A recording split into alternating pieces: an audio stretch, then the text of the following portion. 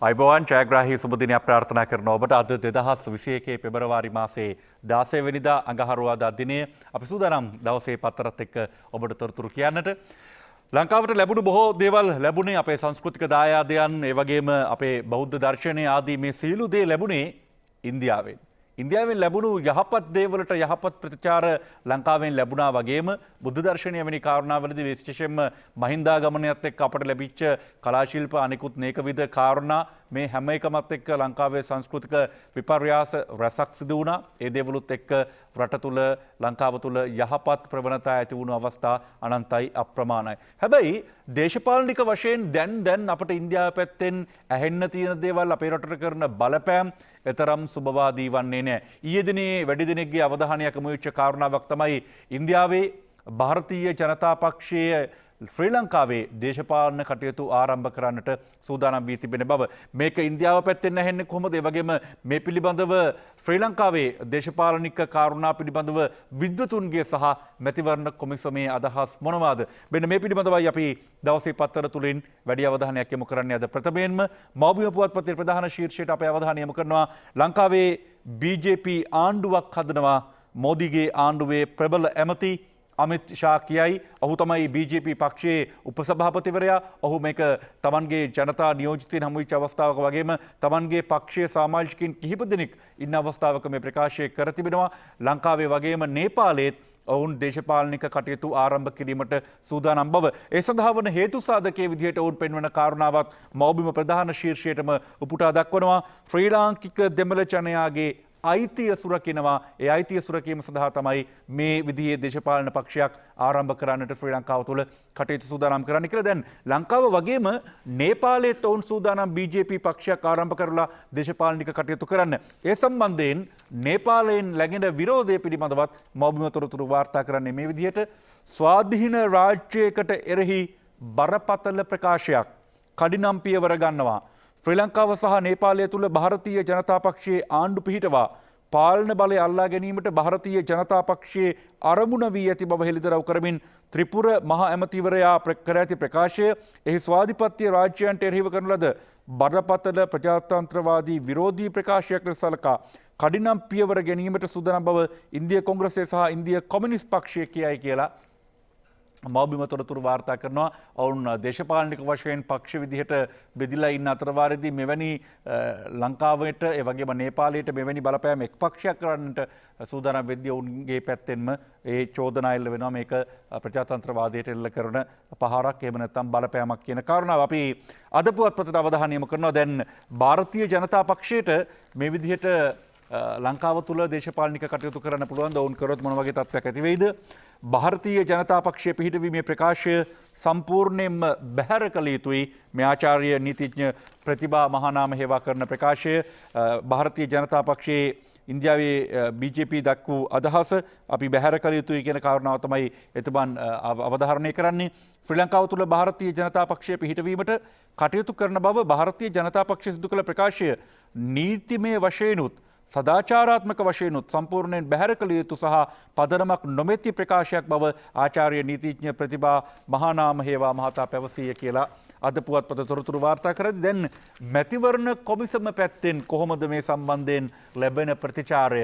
ලංකාවේ නොවන පක්ෂයකට ಭಾರತೀಯ ජනතා පක්ෂය කියලා නමේම තියෙන පක්ෂයකට ශ්‍රී ලංකාවේ ජනතාවගේ පක්ෂයක් වෙන්න පුළුවන්කම තියෙයිද? විදේශ දේශපාලන පක්ෂ ලංකාවේ ලියාපදිංචි කරන්න බැහැ. මැතිවරණ කොමිසමෙන් තමයි මේ පණිවිඩය ලැබෙන්නේ. විදේශීය දේශපාලන පක්ෂයක් මෙරට ලියාපදිංචි කිරීමේ හැකියාව නොමැති බව මැතිවරණ කොමිෂන් සභාවේ සභාපති නිමල් ජී පුංචි හේවා පැවසුවේ කියලා අරුණ තොරතුරු වාර්තා කරනවා. දැන් දේශපාලනික පක්ෂ ලංකාව තුළ තියෙන ප්‍රමාණයත් වැඩි වෙලා තියෙද්දී එළියෙන් ඇවිල්ලා තවත් දේශපාලන කටයුතු කරන්න සූදානම් වෙනවා. ඉන්දියාවේ දේශපාලන පක්ෂය ಭಾರತೀಯ ජනතා පක්ෂය මැතිවරණ කොමිසම පැත්තෙන් නම් ඇහෙන්නේ තරමක් සුබවාදී පුවතක්. එහෙම විදේශ රටකට තියෙන දේශපාලන පක්ෂයකට විල ලංකාවේ දේශපාලන කටයුතු කරන්න බැහැ කියන කාරණාව. කොවිඩ් එන්නත සම්බන්ධයෙන් තමයි අපි ඊළඟට අවධානය යොමු කරන්නේ. ලංකාදීපේ ප්‍රධාන ශීර්ෂයෙන් මේ සම්බන්ධයෙන් තොරතුරු වාර්තා කරනවා. කොවිඩ් එන්නත ජනතාවටත් කොළඹ 14 AHM ෆෞසි මාතෘ නිවාස එන්නත් කරන වැඩපිළිවෙල ආරම්භ කරමින් සෞඛ්‍ය සේවක සේවිකාව විසින් කොළඹ මහනගර සභාවේ සේවකයෙකුට එන්නත විදුරු ලැබූ අවස්ථාවේ ඡායාරූපයක් සහිතවයි ලංකාදීපයේ ප්‍රධාන ශීර්ෂය ගොඩනගන්නේ. කොළඹ මහනගර සභාවෙන් පටන් ගන්න තිබෙනවා මේ සාමාන්‍ය ජනතාවට එන්නත් කරුණේ. සාමාන්‍ය ජනතාව සඳහා කොවිඩ් මර්ධන එන්නත ලබා දීම ඊයේ පෙරවරුවේ කොළඹින් ආරම්භ කෙරුණ බව කොවිඩ්-19 පාලනය කිරීමේ ජාතික ක්‍රියාන්විත මධ්‍යස්ථානයේ ප්‍රධානී යුද හමුදාපති ජෙනරාල් ශවේන්ද්‍ර සිල්වා මහතා ලංකාදීපයට පැවසිය. ජනතාවට එන්නත්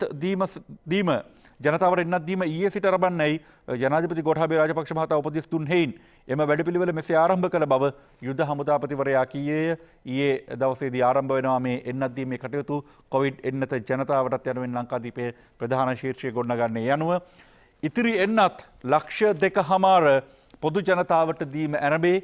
දෙවෙනි මාත්‍රාව සුදුසු මාස 3කින් නිෂ්පාදිත සමාගම කියයි.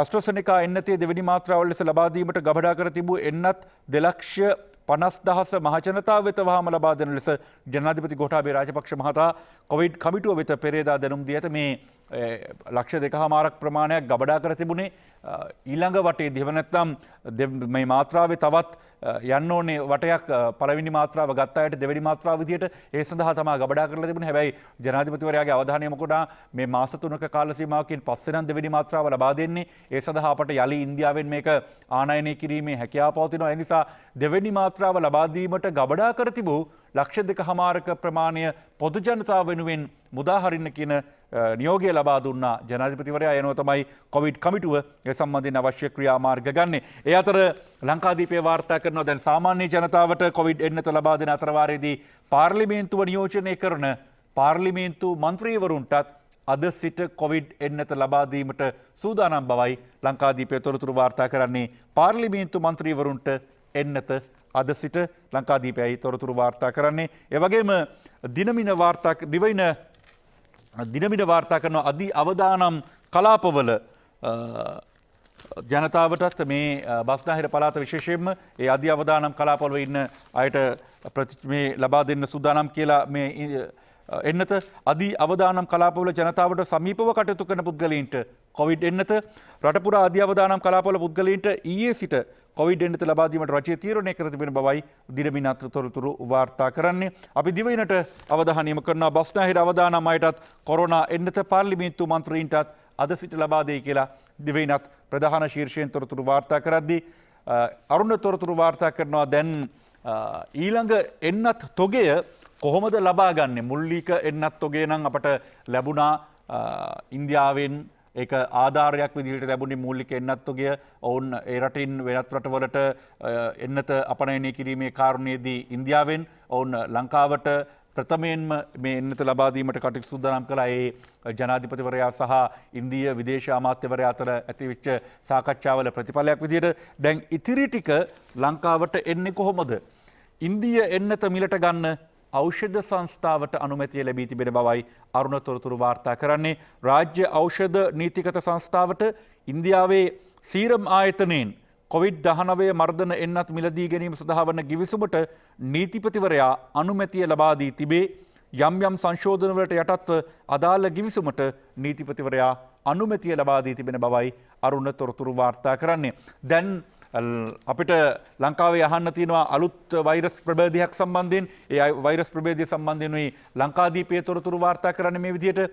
අලුත් වෛරසය රෝගීහු 16ක් 13ක් යුද හමුදා නිරෝධායන මධ්‍යස්ථාන වලින් තවත් කොවිඩ් වෛරස ප්‍රභේදය ආසාදනය වූ නව කොවිඩ් වෛරස ප්‍රභේදය ආසාදනය වූ රෝගීන් 16 දෙනෙකු මෙරටින් හමු වී ඇතැයි ශ්‍රී ජයවර්ධනපුර විශ්වවිද්‍යාලයේ වෛද්‍ය පීඨයේ ආසාත්මිකතා ප්‍රතිශක්තිවේද සහ සෛල ජෛව විද්‍යා අධ්‍යයනාංශයේ ප්‍රධානී ආචාර්ය චන්දිම ජීවන්දර මහතා පැවසීය කියලා ලංකාදීපයේ තොරතුරු වාර්තා කරන්නේ. දැන් අලුත් වෛරසයෙන් රෝගීන් 16ක් හමු වෙලා තියෙනවා. ඒකෙන් 13 දෙනෙක්ම හමු වෙලා තියෙන්නේ යුද හමුදා නිරෝධායන මධ්‍යස්ථාන වලින්. අපි දිනමිනට අවධානය යොමු කරනවා නව වෛරස ආසාදනය සම්බන්ධයෙන්මයි දිනමින තොරතුරු වාර්තා කර තිබෙන්නේ. මේ නව වෛරස ආසාදිත තත්ත්වයක් එක්ක ලංකාව පුරාම අවදානම් තත්ත්වයක් වාර්තා වුණා. ඒ හැමදේමත් එක්ක තමයි දැන් කතාබහක් ගියා ලංකාවේ සීලු කටයුතු අවසන් කරන එහෙම නැත්නම් යම් කාල සීමාවකට රට වසා දැමීමක් සම්බන්ධයෙන් නමුත් රජයේ පැහැදිලිව කිව්වා මේ යන කටකතා වලට රැවටෙන්න එපා මේ දේවල් පිළිබඳව තවම නිශ්චිත තීරණයක් අරගෙන නැහැ. අපි දිනමිනට අවධානය යොමු කරනවා මේ නව වෛරසය. එතකොට ආසාදනය වුණේ කොහෙන්ද ආවේ මේ යුද හමුදාපතිවරයා කරන ප්‍රකාශය. නව වෛරසය ආසාදනය වී තිබෙන්නේ සයිප්‍රසය, ජෝර්දානය සහ ඩුබායි සිට පැමිණි අයගෙන් බව තමයි යුද හමුදාපතිවරයා ප්‍රකාශ කරන්නේ. මේ නව වෛරසය ලංකාවට ආපු විදිහ පිළිබඳවයි තොරතුරු වාර්තා කරන්නේ. අතර අපට අහන්න ලැබුණා මීට දින කීපයකට කලින් හිටපු කතානායකවරයෙක් ඒ වගේම හිටපු කැබිනට් අමාත්‍යවරයෙක් වුණු වීජමු ලොකුබණ්ඩාර මහත්මයා කොවිඩ් ආසාදිත තත්ත්වයට එක්ක ජීවිතයෙන් සමුගත් බව එතුමන් සම්බන්ධයෙන් උත් අද වාර්තා කරනවා. අද පුවත්පත වීජමුගේ දේහය පිළිබඳ අවසන් කටයුතු සෞඛ්‍ය මාර්ගෝපදේශ අනුව සෞඛ්‍ය මාර්ගෝපදේශ ලබා දී තිබෙන්නේ. මේවා භූමදානය කරන්න බෑ, ආදාහනය කරන්න පමණයි පුළුවන්නේ. ඒ ක්‍රමවේද අනුව තමයි වීජමු ලොකුබණ්ඩාර හිටපු කතානායකවරයාගේත් අවසන් කටයුතු සිදුවන්නේ. ඒ නිසා මේක දේශපාලනික වශයෙන් එම නැත්නම් රාජ්‍ය තාන්ත්‍රික වශයෙන් හෝ කිසියම් හෝ කාරණාවක් වශයෙන් රටේ කොතරම් ප්‍රබල චරිතයක් බවට පත් වුණත් කොවිඩ් ආසාදිත නම් ආදාහන කටයුතු තමයි තවමත් ක්‍රියාත්මක වන්නේ. වීජමුගේ දේහය පිළිබඳ අවසන් කටයුතු සෞඛ්‍ය මාර්ගෝපදේශ අනුව කළ බවයි අද පුවත්පත තොරතුරු වාර්තා කරන්නේ. දැන් දෙවැනි රැල්ල නිර්මාණය වුණේ මිනුවන්ගොඩ ඇඟලුම් කර්මාන්ත ශාලාවකින්. හැබැයි දෙවැනි රැල්ල ලංකාවට ආවේ කොහොමද කියන එක සම්බන්ධයෙන් පරීක්ෂණ කරද්දී ඒක විවිධ තැන්වලින් විවිධාකාරයේ තොරතුරු වාර්තා වුණා. කොහොම වෙතත් දෙවැනි රැල්ලේ රෝගීන් සංඛ්‍යාව පිළිබඳව අපි අවධානය යොමු කරන්න සූදානම්. ඊට පෙරතම කෙටි විරාමයක් ලබාගෙන යමු. යරිතම දවසේ පත්තරත් එක්ක එකතු වෙන්නේ දෙවැනි රැල්ලේ රෝගීන් සංඛ්‍යාව පිළිබඳවයි අපි අවධානය යොමු කරමින් සිටි අද පුවත්පතේ වාර්තාවට.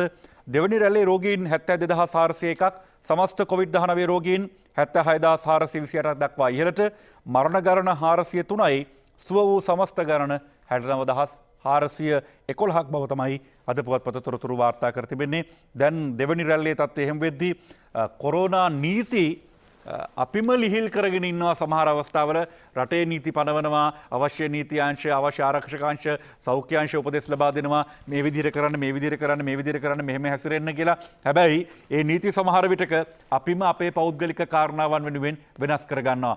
විවාහ මංගල්‍යයක් පවත්වන්නට ඔබ සූදානම් වෙලා ඉන්නවා නම් ඒ පිරිස කොපමණද කියන කාරණාව පිළිබඳව දැන් යලි අවධානය යොමු කරන්න සිද්ධ වෙනවා. 150කට 200කට 300කට 350කට ආරාධනා කරලා ඉවර නම් ආය හිතලා බලන්න වෙනවා මේ පොතත් එක්ක ඔබට.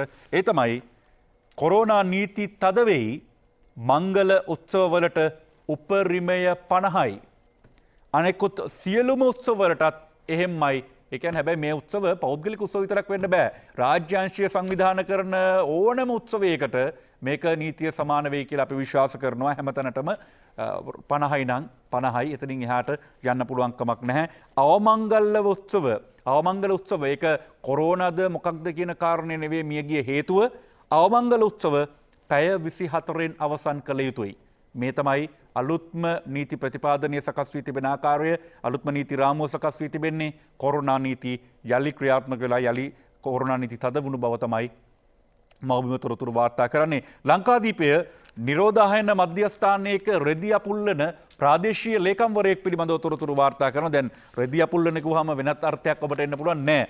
ඔහු ඇත්තටම කොරෝනා ආසාදිතයෙක්. ඔහු ආසාදනයට ලක් වෙලා තෙල්දෙනිය රෝහලේ 5 වෙනි වාට්ටුවේ ප්‍රතිකාර ලබනවා. ඒ ප්‍රතිකාර ලබන අතරවාරයේදී තමයි අනෙකුත් රෝගීන් සමග එකතු වෙලා කාලසටහනක් සකස් කරගෙන ඒ රෝහලේ කලින් රෝගීන් භාවිත කරන ලද රෙදි ඔහුම රෙදි ශෝධන යන්ත්‍රයකට දාලා හොදලා වේලලා නමලා මේ හැම එකම කරනවා. ඊට අමතරව එතන ඉන්නවා වකුගඩු රෝගී තරුණයෙක් කොවිඩ් ආසාදිත. ඔහු වමනය දානවා. ඒවා පවා අදිනවා මේ ප්‍රාදේශීය ලේකම්වරයා. හතරලියද්ද ප්‍රාදේශීය ලේකම්වරයා. ඔහු සම්බන්ධයෙන් තොරතුරු කියන්නේ පෙරදෙනිය රෝහලේ ජනක ජයසූරිය වෛද්‍යතුමන්. මෙවැනි රාජ්‍ය නිලධාරීන් ඔහු ප්‍රාදේශීය ලේකම්වරයෙක් කියලා අඳුනගත්තට පස්සේ එතනින් අනිකුත් රෝගීන් කියනවා ඔබතුමන් මෙවැනි කාරණා කරන්න එපා, ඔබතුමන් විවේක සුවයෙන් ඉන්න කියලා. හැබැයි රටකට ආදර්ශයක් දෙන මේ ප්‍රාදේශීය ලේකම්වරයා හතරලියද්ද ප්‍රාදේශීය ලේකම් හේමන්ත කුමාර මහත්මයා රෝගය සුව වෙලා නිවසට එනකම්ම මේ තමන් කරගෙන ගිය වැඩපිළිවෙල කරගෙන යනවා.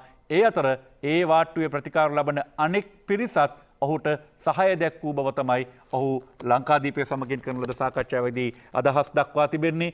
අප මෙවැනි ප්‍රාදේශීය ලේකම්වරු මෙවැනි රාජ්‍ය නිලධාරීන් පිළිබඳව සැබෑවටම ආඩම්බරයට ලක්විය යුතුමයි. ඒ නිසාමයි ලංකාදීපයේ ප්‍රධාන පිටුවේම ඔහු වෙනුවෙන් පුවතට ඉඩකඩ වෙන් කර තිබෙන්නේ. අපි අරුණට අවධානය යොමු කරනවා. ඊයේ දවසේදී පළමු ශ්‍රේණියට දරුවන් ඇතුළත් කරගත්තා. පළමු ශ්‍රේණියට දරුවන් ඇතුළත් කර ගැනීමේ උත්සවයේදී අතිගරු ජනාධිපතිතුමන් ගෝඨාභය රාජපක්ෂ මැතිතුමන් දරුවෙකු ඇතුළත් කර ගැනීම සිදු කරන ඡායාරූපයක් වාර්තා කරනවා. අරුණ පුවත්පත පළමු ශ්‍රේණියට දරුවන් ඇතුළත් කිරීමේ සංකේතවත් කරමින් ගම්පල අටභාගයේ විමල ධර්ම ජාතික පාසලට ජනාධිපතිවරයා දැරියක බාරගත් අවස්ථාව ඡායාරූපයක් සහිතවයි අරුණ පුවත්පත තොරතුරු වාර්තා කරන්නේ. අතර මව්බිම තොරතුරු වාර්තා කරනවා, සමාවෙන්න දිනමින තොරතුරු වාර්තා කරනවා ඡායාරූපයක් සහිතව ජනාධිපතිවරයා වෙත පැලයක් පිළිගන්වන ආකාරය. මේකත් අටභාගයේ පාසලෙන්මයි වාර්තා වන්නේ. වික්‍රම බහුව පාසල ගම්පල අටභාගයේ කැකුළු තුරු උදානය ළමා රුක්රෝපණ ජාතික වැඩසටහනේ ජනාධිපති ගෝඨාභය රාජපක්ෂ මහතාගේ ප්‍රධානත්වයෙන් ඊයේ 15 වෙනිදා පෙරවරුවේ ගම්පල අටභාගයේ විමල ධර්ම ජාතික පාසල් භූමියේදී ආරම්භ කෙරෙන එහිදී පාසල් දරුවෙකුට ජනාධිපති ගෝඨාභය රාජපක්ෂ මහතා පැලයක් පිරිනැමූ අයුරු ඡායාරූපයක් සහිතවයි දිනමින තොරතුරු වාර්තා කරන්නේ. ලංකාදීපයට අපි අවධානය යොමු කරනවා. ලංකාදීපේ බොහොම අපූර්ව පුවතක් වාර්තා කරනවා. තුන් නිවුන් දරුවන් ඒ වගේම නිවුන් දරුවන් දෙපළක් එකම පාසලකට ඇතුළත් වෙලා එක වසරට ඡායාරූපයක් සහිතව තොරතුරු වාර්තා කරන්නේ. පළමු ශ්‍රේණියට නිවුන් දරුවෝ 7 දෙනෙක්. එකක තුන් නිවුන් දරුවෝ අනිත් නිවුන් දරුවෝ දෙගොල්ලක් ඇවිල්ලා තිබෙනවා. නව වසර සඳහා පාසල් වලට පළමු ශ්‍රේණියට සිසුන් ඇතුළත් කර ගැනීම බස්නාහිර පළාතේ හැර සිසු ප්‍රදේශවල පාසල්වල ඊයේ සිදුවිය. කෑගල ශාන්ත මරියා විද්‍යාලයේ පළමු ශ්‍රේණියට සිසුන් ඇතුළත් කර ගැනීම ඊයේ සිදු අවස්ථාවේ තුන් නිවුන් දරුවන් හා නිවුන් දරුවන් ජෝඩු දෙකක් පළමු ශ්‍රේණියට ඇතුළත් වීම විශේෂයෙන් කැපී පෙනිනේ. තෙනුත් මෙන්දුන මුණසිංහ, විදුත් බිම්දුරු මුණසිංහ, සිතුන් නෙද්දිනු මුණසිංහ, යෙතුල්ල සස්සිඳු ලියනගේ, මෙතුල සස්මිල ලියනගේ, ජෙරඩ් ෂෙනුක ඩියෝන් සහ ජූඩ් ෂෙනුත ඩිලාන් මෙලෙස එක වසරට ඇතුළත් වෙච්ච දරුවෝ විදිහට ඡායාරූපයක් සහිත තොරතුරු වාර්තා කරනවා. නිවුන් දරුවෝ 7 දෙනෙක්. දැන් මේ නිවුන් දරුවෝ 7 දෙනා සම්බන්ධයෙන් අපි සතුටු වෙනවා වගේම තව නිවුන් දරුවෙකුගෙන් එක දරුවෙකු සමු ගැනීම පිළිබඳවත් අරුණ තොරතුරු වාර්තා කරනවා. ඒත් එක වසරට යන්න ගිය දරුවෙක්. බලන්න මේ පුවත අරුණ වාර්තා කරන්නේ. මිත්තනියගේ අතේ එල්ලී හාහා පුරා පාසල් ගිය සිසුවා ලොරියකට යට වී මරුට. මිත්තනියගේ අතකට බරපතල තුවාල මව නිවුන් සොහොයුරා හා සොයුරිය නූලෙන් බේරෙයි. ඒත් නිවුන් දරුවෙක්. ඒ නිවුන් දරුවත් යන්නේ එක වසරටමයි. හැබැයි ලොරියකට යට වෙලා ඒ දරුවා ජීවිතයෙන් සමුගන්නවා. එක වසරට පාසල් යන්න ගිය පළවෙනි දවසේම අරුණයි ඒ සම්බන්ධයෙන් තොරතුරු වාර්තා කරන්නේ. මේ බදුල්ල සරස්වති කනිෂ්ඨ විද්‍යාලයේ පළමු ශ්‍රේණියට ඇතුළත්ව ඊයේ ප්‍රථම වරට පාසල් යමින් සිටි නිවුන් සිසුන් දෙදෙනාගෙන් එක් සිසුවෙකු බදුල්ල ඉන්ධන පිරවුම්හල ඉදිරියේදී ලොරියකට යට වී ජීවිතක්ෂයට පත්වෙච්ච බව තමයි වාර්තා කරන්නේ. ඊයේ පෙරවරු 7:20ට පමණ සිදු අනතුරෙන් මෙම කේජන කිරණමට ගොදුරු ඊයේ බදුල්ල අසේලපුර පදිංචිව සිටි වරුන් ප්‍රදීෂ් නැමැති ශිෂ්‍යයෙක්, ඔහු 6 හැවිරිදි ශිෂ්‍යයෙක්, නිවුන් දරුවෙක්, එක් දරුවෙකු මේ විදිහට ජීවිතයෙන් සමුගන්නවා. අපි අරුණටම අවධානය යොමු කරනවා ළමා අපචාර වැළැක්වීම සම්බන්ධයෙන් වන කාරණාව. ළමා අපචාර වළක්වන්න ජාතික ප්‍රතිපත්තිය වසර 21ක් හිරේ. ළමා අපචාරයක් කළොත් අවුරුදු 21කට එළියට එන්න වෙන්නේ නැහැ. කෝප් කමිටුවේදී හෙළිවෙයි. පැමිණිලි 40000ක් විසඳලා නැහැ. වසර 4ක වාර්තාව පාර්ලිමේන්තුවට යවලත් නැහැ. ළමා ආරක්ෂක කමිටු 12/23 අක්‍රියයි. දැන් කාටද එතකොට මේ ළමා ආරක්ෂක කමිටු 1223ක් අක්‍රියයි, 1223ක් අක්‍රියයි. දැන් කාටද මේ සම්බන්ධයෙන් අපි එතකොට කටයුතු කරන්න කියලා කියන්නේ ළමයින්ගේ ආරක්ෂාව වෙනුවෙන්. මේ ඒ සම්බන්ධයෙන්මයි අද පුවත්පත තොරතුරු වාර්තා කරන්නේ. මේ ජාතික ළමා ආරක්ෂක අධිකාරිය සම්බන්ධයෙන්ම ජාතික ළමා ආරක්ෂක අධිකාරියට ලැබුණු පැමිණිලි 40668ක් තවමත් විසඳා නැහැ. නීති බලාත්මක කිරීමේ අංශයේ සේවය කර ඇත්තේ නිලධාරියෙක් පමණයි. එක්කෙනෙකුට කොහොමද මේ ඔක්කොම ටික කරන්නේ? අපි අද පුවත්පතින් පස්සේ අවධානය යොමු කරන්නේ දිනමිනට තෙල් සංස්ථාවට සිදුවිච්ච පාඩුවක් සම්බන්ධයෙන් දිනමින මේ විදිහට තොරතුරු වාර්තා කරනවා. දිහිවර කර්මාන්තයට භූමි තෙල් සැපයීමෙන් තෙල් සංස්ථාවට කෝටි 3915.4ක පාඩුවක්. ධීවර කර්මාන්තයේ නිෂ්පාදිත පිරිවැය අඩු කරලීම සඳහා සහනදායී මිලට භූමි තෙල් සැපීම හේතුවෙන් 2014-2020 කාල සීමාව තුළ මේ පාඩුව සිදු වෙච්ච බව තමයි තෙල් සංස්ථාව පැත්තෙන් ඇහෙන්නේ. දිනමිනයි ප්‍රධාන ශීර්ෂයෙන් තොරතුරු වාර්තා කරන්නේ. මේ විදිහට පාඩුවක් ගැන තොරතුරු වාර්තා කරනවා අද පුවත්පතත්. මේ සැහැල්ලු දුම්රිය ව්‍යාපෘතිය නවත්වීමත් එක්ක සිදුවෙච්ච පාඩුව. සැහැල්ලු දුම්රිය ව්‍යාපෘති කිවිසුම අවසන් කිරීමට කෝටි 627ක් ගෙවන්න ඕනේ. ඒක ලේසි වෙන්නේ නැහැ ජපානෙත් එක්ක. අලාභ හානි ලෙස ජපාන සමාගම ඉල්ලූ මුදල අඩු කර ගැනීමට සාකච්ඡා කිරීමට කමිටුවක් පත් කර තිබෙන බවයි අද පුවත්පත් තොරතුරු වාර්තා කරන්නේ. නාගරික සංවර්ධන හා නිවාස අමාත්‍යාංශය සැහැල්ලු දුම්රිය සංක්‍රමණ පද්ධති ව්‍යාපෘති අවසන් කිරීමට කටයුතු කිරීම හේතුවෙන් ජපානයේ OCG JV සමාගමට ඇමරිකානු ඩොලර් 31360 ඇමරිකානු ඩොලර් 31 කෝටි 3,64,767ක මුදලක්, ඒ කියන්නේ ලංකාවේ මුදල් වලින් රුපියල් කෝටි 627ක මුදලක් ගෙවීමට සිදු වී තිබේ. එම මුදලින් යම් ප්‍රමාණයක් අඩු කර ගැනීම සඳහා සාකච්ඡා ආරම්භ කර තිබෙන බව තමයි තොරතුරු වාර්තා කරන්නේ අද පුවත්පත. ජපානයේ එකඟ වුණොත් හොඳයි, එහෙම නැතුනොත් ඉතින් කෝටි 627ක් මේ ගිවිසුම අවසන් කිරීම සඳහා අපි ගෙවන්න සිද්ධ වෙනවා. අපි දිනමිනට අවධානය යොමු කරනවා බැදුම් කර වංචාව සම්බන්ධයෙන් දැන් නීතිමය කටයුතු කරන්න සූදානම් බව තමයි දිනමින තොරතුරු වාර්තා කරන්නේ. බැදුම් කර වංචාවට රවි අර්ජුන් ඇතුළු 22කට නඩු. දෙවන බැදුම් කර වෙන්දේසියේ දෙවන දිනේදී රාජ්‍ය බැංකු 3කට රුපියල් මිලියන 200කට අධික මුදලක් පාඩු කළ බවට හිටපු මුදල් අමාත්‍ය රවි කරුණානායක, හිටපු මහ බැංකුව අධිපති අර්ජුන් මහේන්ද්‍රන් ඇතුළු විත්තිකරුවන් 10 දෙනෙකුට එරෙහිව අධිචෝදනා 22ක් යටතේ නීතිපතිවරයා කොළඹ මහාධිකරණ හමුවේ නඩු පවරා තිබෙන බව තමයි දිනමින තොරතුරු වාර්තා කරන්නේ. අතර ලංකාදීපේ තොරතුරු වාර්තා කරන රවි කරුණානායක හිටපු පාර්ලිමේන්තු මන්ත්‍රීතුමන්ට තවත් නඩුවකට ත්‍රිපුද්ගල විනිසුරු මඩුල්ලක් හමුවේ පෙනී සිටින්න සිද්ධ වෙනවා. රවි ඇතුළු 10කට තවත් නඩුවකට ත්‍රිපුද්ගල විනිසුරු මඩුල්ලක් නීතිපති අගවිනිසුරුගෙන් ඉල්ලයි කියලා ලංකාදීපේ තොරතුරු වාර්තා කරන්නේ. අරුණ ඒ අතර වාර්තා කරනවා නියෝජ්‍ය පොලිස්පති ධූරයට පත්වීම සම්බන්ධයෙන් ලංකාවේ ප්‍රථම නියෝජ්‍ය පොලිස්පතිනියට එරෙහිව නීති කටයුතු සූදානම් වී තිබෙනවා. ඒ සම්බන්ධයෙන් නීති අංශයේ අධ්‍යක්ෂවරයාත් මෙහි පැමිණිල්ල පාර්ශවයේ ඉන්නවා රුවන් ගුණසේකර මහත්මයා. ඒ හින්දා මූලික අයිති නඩුව නියෝජ්‍ය පොලිස්පතිනිය පොලිසියේ නීති සහාය ප්‍රතික්ෂේප කර තිබෙනවා. මොකද නීති අංශයේ අධ්‍යක්ෂවරයා පැමිණිල්ල පාර්ශවයෙන් පැමිණිල්ල ගොනු කරපු කෙනෙක් නිසා ඇය සූදානම් නැහැ පොලිසියේ නීති සහාය ලබා ගන්න. ඒ පිළිබඳව ඇය අමාත්‍යවරයාට දැනුම් දී තිබෙන බවයි අරුණ තොරතුරු වාර්තා කරන්නේ. මව්බිමට අපි අවධානය යොමු කරනවා විපක්ෂයේ නොදරුවන්ට Taman පිළිතුරු ලබා දෙන්නට එහෙම නැත්නම් උත්තේජන ලබා දෙන්නට සූදානම් නැති බව විමල් වීරවංශ අමාත්‍යවරයා කියනවා. විපක්ෂයේ නොදරුවන්ට විටමින් දෙන්න මම සූදානම් නැහැ. ඒ අයට කතා කරන්න මාතෘකා හදන්න, ඒ අයට ආණ්ඩුව විවේචනය කරන්න, ඒ වගේ දේවල් කරන්න විටමින් දෙන්න මම ලෑස්ති නැහැ කියලා තමයි විමල් වීරවංශ මහතා කියන්නේ. ඒ අතර අද පුවත්පත් තොරතුරු වාර්තා කරනවා පෞගේ දවසක විමල් වීරවංශ අමාත්‍යවරයාට බෝම්බ ගහනවා කියලා 119 එකට 119ට දුරකථන ඇමතුමක් දෙනවා. ඒ සම්බන්ධයෙන් දැන් පරීක්ෂණ කටයුතු ආරම්භ කරනවා. විමල්ට බෝම්බ ගසන බවට ඌ ඇමතුම ගැන සොයයි දුරකථන වාර්තා ගැනීමට අධිකරණයේ නියෝග. මේක හොයාගෙන ගියාම මේ දුරකථනයේ අයිති කෙනා කියනවා මීට දින කිහිපයකට කලින් මගේ දුරකථනය අස්ථානගත වුණා කියලා. ඒ පිළිබඳව දැන් තොරතුරු විමර්ශනය කරනවා. මීට කලින් ගත්ත දුරකථන ඇමතුම් මොනවද?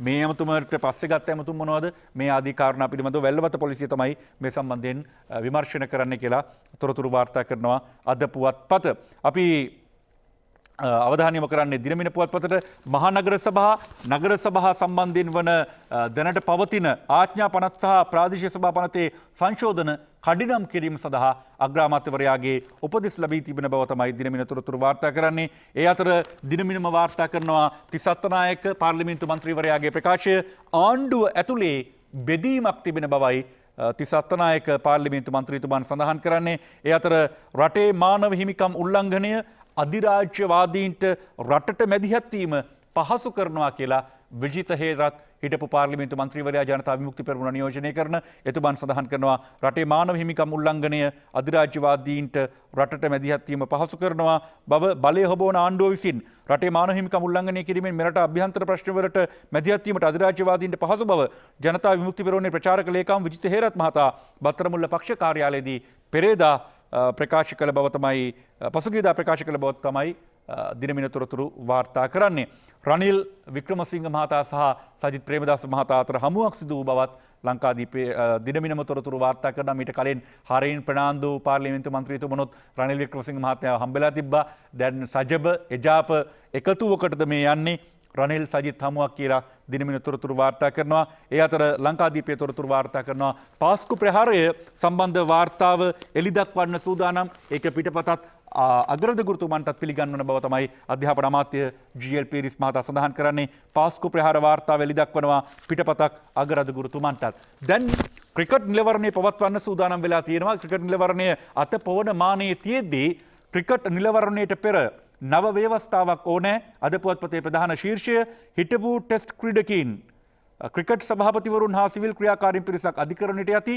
මාර්තු 15 දා කරුණු දක්වන ලෙසට ක්‍රීඩා ඇමති නාමල්ට සහ ශ්‍රී ලංකා ක්‍රිකට් සභාපතිය ඇතුළු විධායක කමිටුවට අභියාචනාධිකරණය නොතීස් ඉදිරිපත් කර තිබෙන බවයි අද පුවත්පත තොරතුරු වාර්තා කරන්නේ. අපි වෙලාව බලලා ඉමු කාටුන් බලන්න කලින්. පාර්ලිමේන්තු මන්ත්‍රීවරුන්ට එන්නත ලබා දීම සම්බන්ධයෙන් තමයි අද දවසේ කාටුන් වැඩි ප්‍රමාණයක් නිර්මාණය වෙලා තියෙන්නේ. පංකජ රුවින්දගේ සරදම මන්ත්‍රීවරුන්ට අද ඉඳලා එන්නත් පැණි බීපු අයටත් විදිනවද? පැණි බීපු අයටත් විදිනවද කියලා තමයි ආන්නේ පංකජ රුවින්දගේ සරදම් කාටුනය. හසන්ත විජේනායකගේ හුරේරා කාටුනේ අරුණ පුවත්පතේ පාර්ලිමේන්තු මන්ත්‍රීවරුන්ට අද ඉඳලා කොරෝනා එන්නත විදින්න තීරණය කරලා. ඇයිස මන්ත්‍රීවරුන්ගෙන් සීබී රත්නායකගේ දොස්තරට බේරිල්ලක් නැති වෙයිද? නැති වෙලාද කියලා තමයි අහන්නේ. මොකද සීබී රත්නායක අමාත්‍යවරයා තමයි මුලින්ම එන්නත විදගත්තේ. දැන් ඒකත් එක්ක සීබී රත්නායක ඇමතිවරයාගේ දොස්තර මහත්තයාට බේරිල්ලක් නැති වෙලා තියෙනවා කියලා තමයි කියන්නේ. අපි Facebook කාටුනය ජයන්ත වික්‍රමසිංහගේ සමගී ජන බලවේගයට ගිය පිරිස එජාපයට ආයේ ගන්නේ ආසන බල මණ්ඩලය සමග සාකච්ඡා කරලා කියලා රුවන් විජේවර්ධන කියන්නේ. අම්බෝ වලට පනින්න එච්චර තදබදයක්ද කියලා තමයි යහන්නේ මේ ජයන්ත වික්‍රමසිංහගේ Facebook. අපි අංජනගේ කාටුන් බලනවා.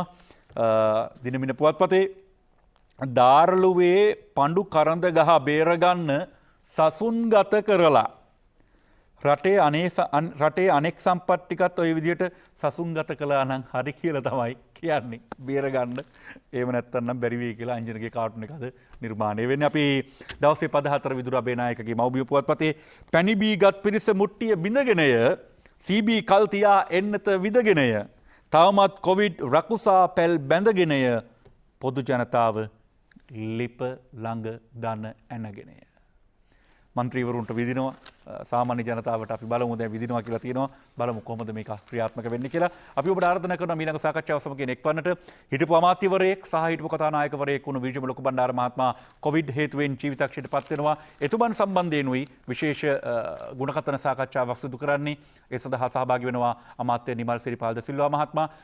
ඒ සාකච්ඡාව මෙහෙවන්නේ චාමර විජය වික්‍රම. අපි ඔබට ආරාධනා කරනවා විජිම ලොකු බණ්ඩාර මහත්මයා පිළිබඳව අපේ රටේ විද්වතෙක් ඒ වගේම අප රටට විශාල මෙහෙවරක් කරන ලද දේශපාලඥයෙක් විදිහට එතුමන් පිළිබඳව කරන ගුණකථන සාකච්ඡාවට එක්වන ලෙසට ඔබට ජයග්‍රහී සුබ දවසක්. අපි හෙටත් හමු වෙමු දවසේ පතරත් එක්ක. ආයුබෝවන්.